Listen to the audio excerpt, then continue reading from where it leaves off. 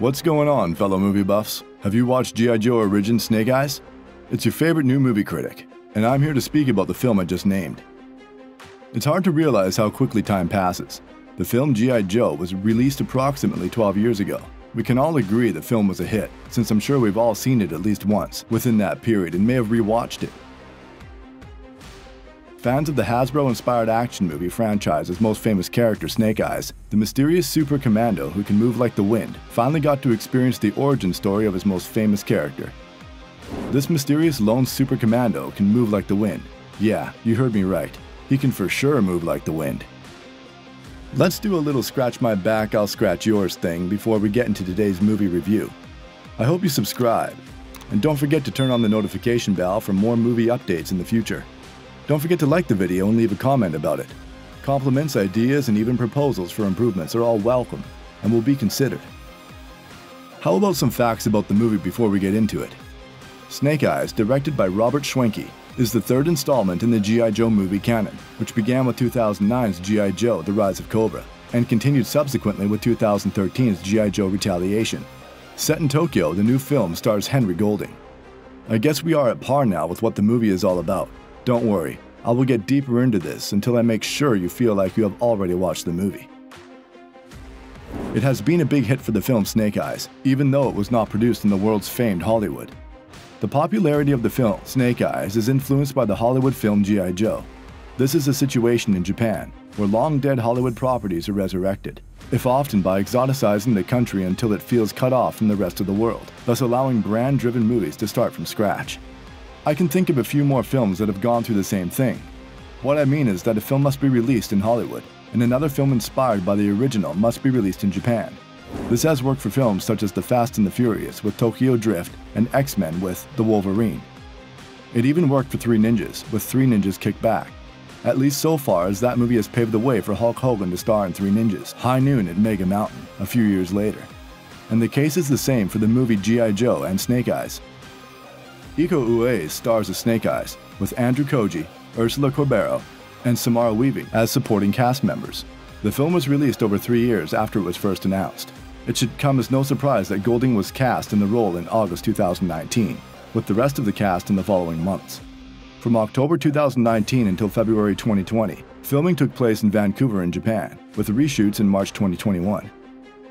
This is the essential film in the G.I. Joe Origins franchise, in my opinion, with Henry Golding's casting as the famous masked ninja to the Malaysian English Crazy Rich Asian star. Does an excellent job of knocking out innumerable villains and providing the up until now mute character, a voice that fans can relate to.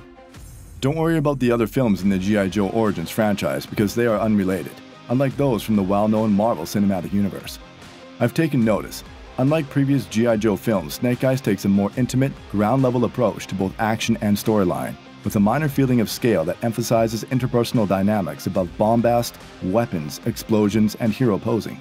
There's also a noticeable lack of the military style and atmosphere that the franchise has been renowned for since the 1960s, which may appear to be a significant change but allows the franchise to expand its line of games in the future. What have you noted about the movie if you have watched it? Let me know in the comments section. The film spans a long period and is based on Snake Eyes' life since he was a child. It begins with Snake Eyes as a little child, long before he matures into the wordless warrior beloved by fans. When a squad of military mercenaries commanded by a scraggly super goon kidnaps his father and compels him to gamble for his life by rolling a pair of dice. The old guy rolls Snake Eyes, 2 ones, and is put to death, albeit not before the youngster can flee. We're all betting that this is a fantastic turn of events, from a regular family vacation to a mercenary military attack, to the youngster fleeing, to rolling the dice to be murdered or live to see another sunrise and sunset. The film begins on such a high note, but as we all know, it just serves to fuel the flames even more. The events that follow get increasingly intriguing as the film progresses. 20 years later, the boy is now an underground cage fighter known as Snake Eyes, as a sort of promise or reminder to himself that he would one day discover and kill his father's killer. Snake Eyes agrees to work for Kenta Kirohara, a shadowy Yakuza-like character who claims to assist him in discovering his father's killer. When Snake Eyes joins Tommy, Andrew Koji, the heir apparent to the Arashikage clan, a wealthy and influential family in Japan. He becomes embroiled in a clan conflict in which he must play both sides to avenge his father's murderer. Snake Eyes is enthralled by the urge to discover his father's killer while working in Los Angeles. In retaliation, he swears to go whatever length to discover the identity of his father's killer. This is where Kenta, a prior character, comes to his assistance, but first, a little business. Their business involves working with the Yakuza in exchange for the identity of its father's killer. Snake Eyes declines to murder another, nicer underworld heavy, Tommy Arashikage, and he saves Tommy from the group that wants him dead. Here, the turn of events does not cease. Tommy is the hidden heir of the Arashikage clan, a secret brotherhood of ninjas dedicated to Japan's defense. This proves to be quite fortunate for Snake Eyes. Tommy owes Snake Eyes his life and offers him the once-in-a-lifetime opportunity to join the clan. And Snake Eyes, with nowhere else to go, follows his new benefactor to his ancestral home.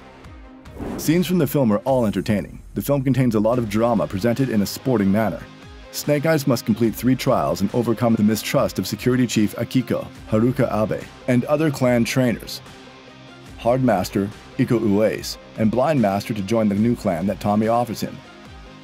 After an unnecessarily long build-up, this keeps the plot following and allows the picture to get to the action that fans are hoping for. The wait is worthwhile though, because the film is fascinating. I hope you remember Peter Menza, who previously gave a miraculous amount of dignity to Starz' Spartacus television program, which was an amusingly blatant attempt to launder speed-ramped softcore porn via the glitz of prestige television. As the Blind Master, he is lovely, reminding Snake Eyes that Arashikage can be a safe refuge for him, dedicated outsiders who embrace its principles in their daily lives. Returning to our film, Snake Eyes is caught between his remorse about abandoning Tommy and his overpowering need for vengeance at one point. He survives the first 2 trials. He learns that the 3rd and final trial will need his spirit to be tested by sacred anacondas, who will determine whether or not he's genuinely pure of heart. The snakes attack Snake Eyes because of his secrets, but Akiko protects him from being murdered.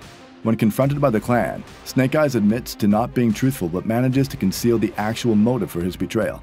As a result, he gets expelled. Snake Eyes steals a precious jewel for a terrorist gang called Cobra. He was not at any moment to touch this jewel since it was coveted.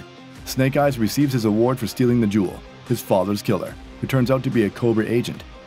Snake Eyes realizes the threat that these men posed and returns to the clan to warn them about an attack that would follow. This leads to a war between Tommy's clan and the gang to reclaim the jewel. Snake Eyes is permitted to fight in the conflict, and they finally win. Tommy is not permitted to head the clan again since he violated the clan's oaths. He departs and assumes the identity of Storm Shadow, whom he recruits into Cobra. Still, the movie's location and plot provide a mix of well-choreographed sequences and well-chosen backdrops in which the battles take place, making it a must-see. In my opinion, it's difficult for me to appreciate the excellent effort that went into Snake Eyes completely. Its conflicts are theoretically fascinating. One rainy, neon-drenched combat over the alleys and roofs of an urban slum is particularly noteworthy. But hold on. Not to mention the Sun's Jewel, a highly prized jewel capable of instantly shattering anything in its path. As fascinating as it is, this luminous item becomes the film's focal point, causing the vengeance-driven storyline to get muddled in the process. Snake Eyes' fury, on the other hand, seems hollow, inconsequential, and empty. For the first few scenes of the movie, Snake Eyes doesn't make a good impression in the first act, but as things get more ridiculous, he becomes the grounding presence a G.I. Joe movie needs. Despite the realistic opening acts, Schwenke and the writers aren't aiming for a more serious take on G.I. Joe, a series best known for selling children on the military-industrial complex. The more outstanding question regarding the series and how it appears has been answered thanks to this film. Again, owing to the film, potential authors are left to figure out their episodes because the filmmakers opted to focus more on the mood and the extraordinary aesthetic narrative of modern-day ninjas in Japan. Unfortunately, this is the end of today's video. Don't forget to subscribe, like, and leave a comment. Adios. We'll see you next time.